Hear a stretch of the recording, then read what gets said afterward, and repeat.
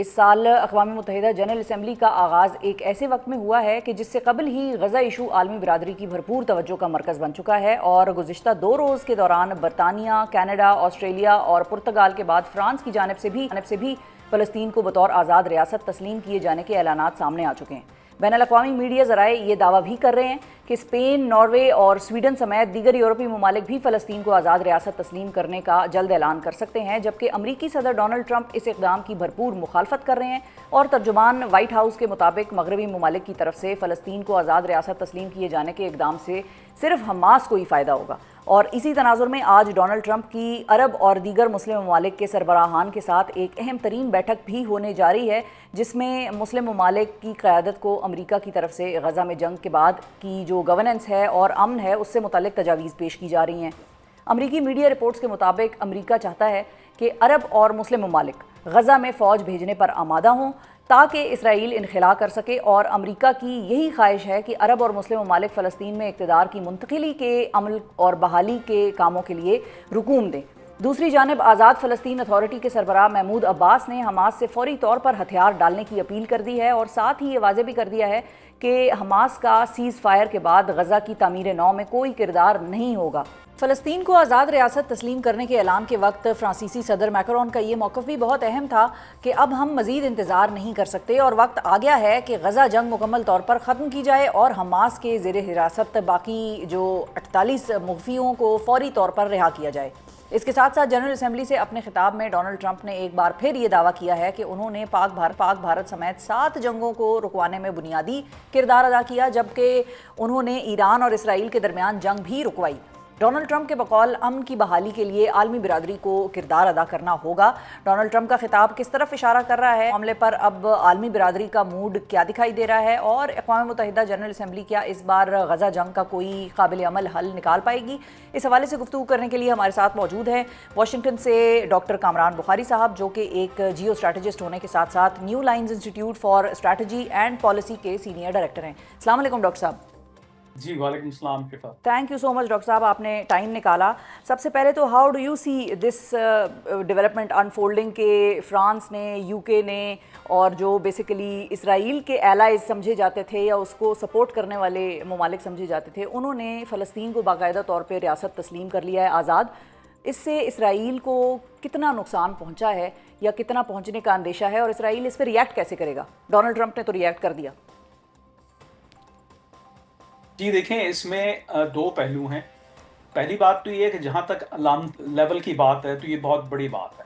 جیسے آپ نے کہا کہ یہ سابقہ جو ہے اسرائیل کے حمایتی ہیں، آج بھی ان کے حلیف ہیں، لیکن وہ جو ہے ڈسٹنس کر رہے ہیں اپنے آپ کو، اور وہ کہہ رہے ہیں کہ اب توازن آنا چاہیے۔ تو یہ بات تو بالکل اب اپنی جگہ برحق ہے، اور اس میں تو مطلب اسرائیل کے اندر ایک کرائسس ہے، عوامی سطح پہ بھی، اور ریاست کے دیگر جو سٹیک ہولڈرز ہیں، عسکری اور سویلین، وہ بھی آپس میں جو ہیں ان کے درمیان بھی بڑے اختلافات ہیں اسرائیل کی بین الاقوامی جو سٹینڈنگ ہے اس کو لے کے۔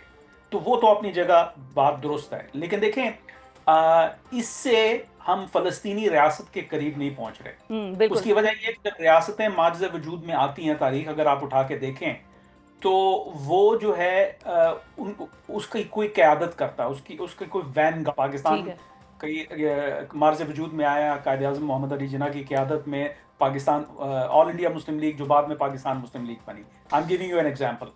اسی طریقے سے ساؤتھ افریقہ میں اپارٹائڈ ختم ہوا، وہاں پہ بھی جو ہے افریقن نیشنل کانگریس تھی۔ جہاں تک فلسطینیوں کا ایشو ہے وہ آپس میں بٹے ہوئے ہیں، اور جو ان کی ایک مین سٹریم قیادت ہے جس کو فلسطینی اتھارٹی بھی کہا جاتا ہے، جس کی جو سربراہی ہے وہ فتح جماعت کر رہی ہے صدر محمود عباس کی، وہ خاصی غیر مقبول ہے، اور حماس کا تو مطلب بیسیکلی حشر سب کے سامنے ہی ہے، اور وہ قابل قبول بھی نہیں ہے۔ اور پھر یہ ہے کہ یہ ریاست 2 جغرافیائی جو ہے، یہ مطلب اگر ہم اس کی ریاست کا تصور کریں تو یہ 2 جغرافیائی حصوں میں بٹی ہوئی ہے۔ تو اس کا جو ہے تسلیم کرنے یا نہ تسلیم کرنے سے کو ریلیشن نہیں ہے، کیونکہ وہ جو عمل ہے وہ ایک جیو پولیٹیکل عمل ہے، یہ جو عمل ہے یہ ایک ڈپلومیٹک عمل ہے۔ نیریٹو کی حد تک اس کی امپورٹنس ہے۔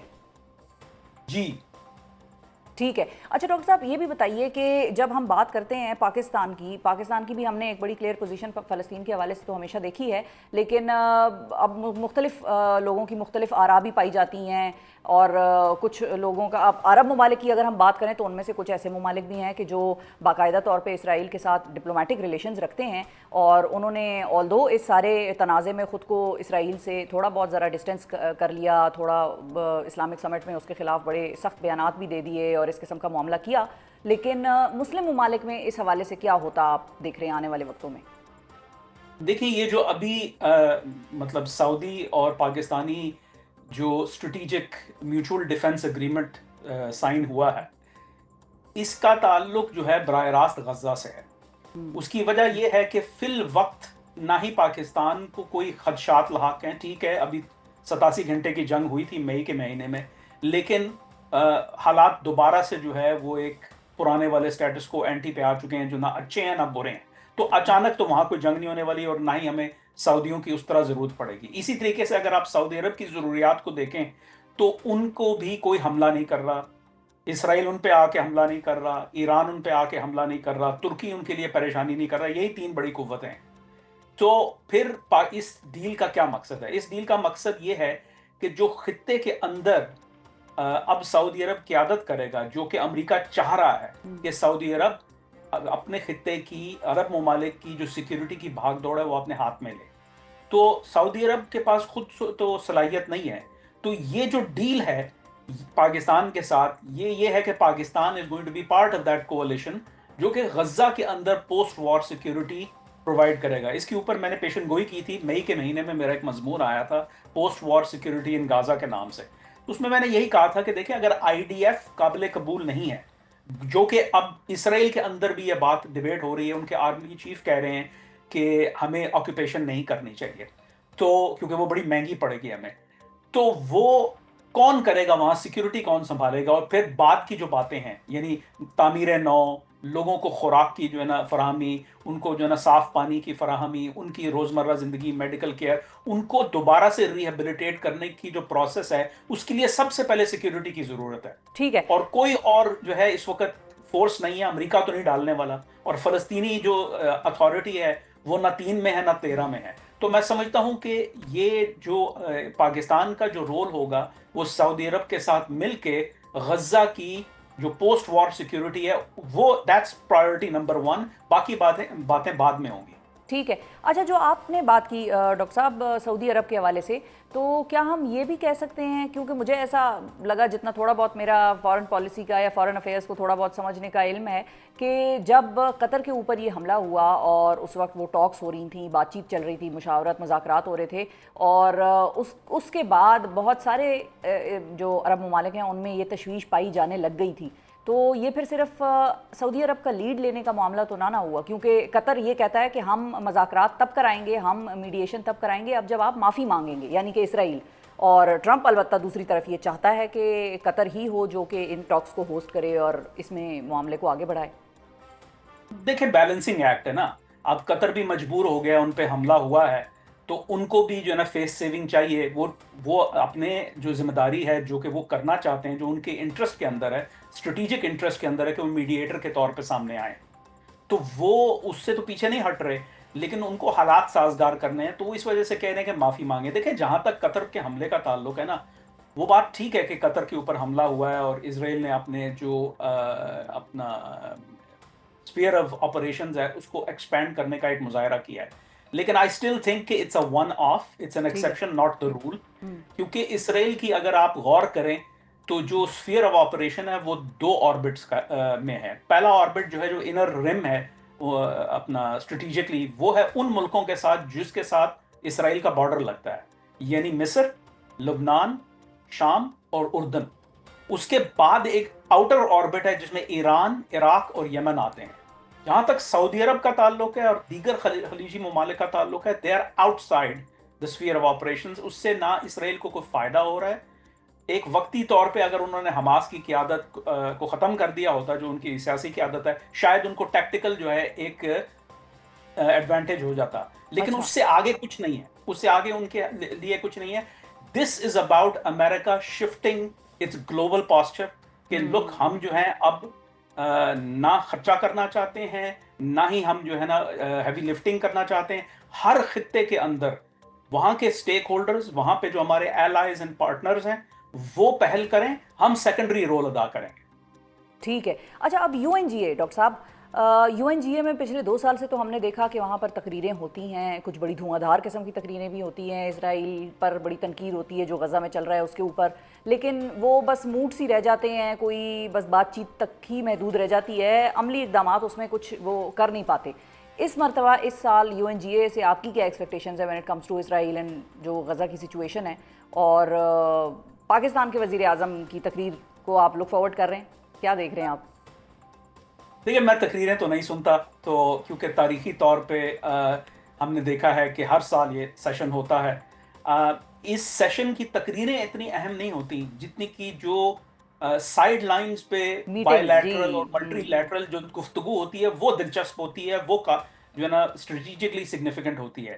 یہ جو ملاقات اب ہونی ہے صدر ڈونلڈ ٹرمپ کی پاکستان کے وزیر اعظم اور دیگر اور عرب مسلمان ملک کے جو سربراہان کے ساتھ، وہ اہم ہے، نہ کہ کوئی تقریر تو جو ہے انفارمیشن آپریشنز ہے نا، پبلک ریلیشن کا ایشو ہے، اس میں جو ہے فلسفی بھی ویکس کی جاتی ہے، بہت ساری باتیں کی جاتی ہیں، لیکن جو حقیقی جو مووز ہوتی ہیں وہ ان میٹنگز میں ہوتی ہیں. اچھا، اب جو امریکہ چاہ رہا ہے کہ جو عرب ممالک کا سٹیک ہے پوسٹ سیز فائر، جو غزہ میں جو پوسٹ سیز فائر سچویشن ہے اس میں وہ بڑھ جائے، تو وہ بڑھ جائے گا؟ دیکھیں، بڑھے گا تو صحیح پہلے سے زیادہ، لیکن ڈیپینڈ کرتا ہے کہ ہم مطلب اگر ہم کہہ رہے ہیں کتنا بڑھے گا تو پھر ایوری تھنگ از ریلیٹو نا. جیسے میں نے پہلے عرض کیا کہ یہ اگر یہ جو ڈیل ہے پاکستان کے ساتھ، اسٹریٹجک میوچول ڈیفنس اگریمنٹ جو سائن ہوا ہے سعودی عرب کا پاکستان کے ساتھ، تو یہ کیوں کیا انہوں نے؟ اگر ان کے پاس خود سے صلاحیت ہوتی، ان کو پاکستان کی ضرورت ہے. پاکستان جو ہے وہ کیش ٹریپڈ ہے، سعودی عرب کیش فلش ہے. پاکستان ملٹری طور پہ زیادہ مضبوط ہے، بہت زیادہ مضبوط ہے سعودی عرب کے مقابلے میں. ان کے پاس ہارڈ ویئر کی کمی نہیں ہے لیکن ہیومن ویئر کی کمی ہے. انہوں نے کبھی جو ہے ملٹی ڈویژنل فورسز اس طرح ڈپلوائے نہیں کی. ان کی جنگی جو ایکسپیرینس ہے وہ یمن کی جنگ ہے جس میں ان کو خاصی پسپائی کا سامنا ہوا تھا، کیونکہ ان کی پہلی جنگ تھی قدرتی، جو ہے نا یہی نتیجہ یہی ہونا تھا قدرتی طور پہ. تو دیکھیں ان کی امریکہ کی جو اسٹریٹجی ہے وہ یہ ہے کہ ترکی، سعودی عرب اور اسرائیل، یہ 3 بڑے ایکٹرز ہیں مشرق وسطیٰ کے اندر. ان کا ایک بیلنس آف پاور ہونا چاہیے. اسی وجہ سے یہ جو ابراہیم اکارڈ ہے، اس کا مطلب یہ نہیں ہے کہ بس آپ جو ہے خوشی راضی جو ہے وہ پڑوسیوں کی طرح رہنا شروع کر دیں. اس کا مطلب یہ ہے کہ آپ کا ایک فریم ورک ہو. دیکھیں، اب آپ مجھے یہ بتائیں، اگر غزہ کے اندر یہ عرب مسلم فورس، کولیشن فورس جو بنے گی، وہ اگر جا کے تو سیکیورٹی کا چارج سنبھالتی ہے غزہ میں، تو کیا اسرائیل کے ساتھ ڈیل نہیں کریں گے؟ کریں گے نا. پاکستانی بھی کریں گے، سعودی بھی کریں گے، باقی دیگر لوگ بھی کریں گے. ترکی آلریڈی کر رہا ہے کیونکہ ان کے ڈپلومیٹک ریلیشنز ہیں. یو اے ای آلریڈی کر رہا ہے، ان کے ڈپلومیٹک ریلیشنز ہیں. سعودی عرب کے ڈپلومیٹک ریلیشنز نہیں ہیں، لیکن ویسے ان کی بات چیت جو ہے بہت نارملائزڈ ہے بیہائنڈ دا سینز. تو یہ جو چیز ہے، دیکھیں اسرائیل ایک حقیقت ہے جس کے ساتھ ان سب ملکوں کو ڈیل کرنا ہے whether they like it or not، کیونکہ جو ہے خطے کی سیکیورٹی ان تمام ملکوں کی جو ہے جو نیشنل انٹرسٹ ہیں، ان کا دار و مدار جو ہے کسی نہ کسی ڈیل پر ہے. ٹھیک ہے، بالکل ٹھیک ہے. اور فائنلی ڈاکٹر صاحب یہ بتائیے کہ 26-27 ستمبر کو جب لیڈنگ جو ورلڈ لیڈرز ہیں وہ خطاب کر چکے ہوں گے، تو آپ کو کیا لگتا ہے یو این کسی قسم کی کوئی ریزولوشن لا سکتا ہے، لائے گا، یا آپ کو لگتا ہے کہ وہ جو اسٹیٹس کوو ہے وہ پریویل کرے گا ویسے کا ویسا ہی جیسا کہ ابھی تک چل رہا تھا؟ آئی تھنک کہ اسٹیٹس کو پریویل کرے گا. دیکھیں، جہاں تک یہ کیونکہ الٹیمیٹلی دیکھیں یو این جو ہے اس کی ایک جنرل اسمبلی ہے، وہ عکاسی کرتی ہے جو دنیا کی جو وہ پبلک اوپینین ہے اس کی عکاسی کرتی ہے. لیکن اصل طاقت کا سرچشمہ جو ہے اگر کوئی ہے یو این کے اندر تو اس کی سیکیورٹی کاؤنسل ہے، جہاں اس کے 5 پرماننٹ ممبران ہیں اور 10 نان پرماننٹ ممبرز ہیں. تو ان کے 5 پرماننٹ ممبران کی آپس میں نہیں بنتی، تو پھر وہ جو ہے وہ کیا ایک مشترکہ جو ہے وہ اس کی کیا حیثیت ہوگی اس مشترکہ بیان کی اگر آ بھی جاتا ہے تو.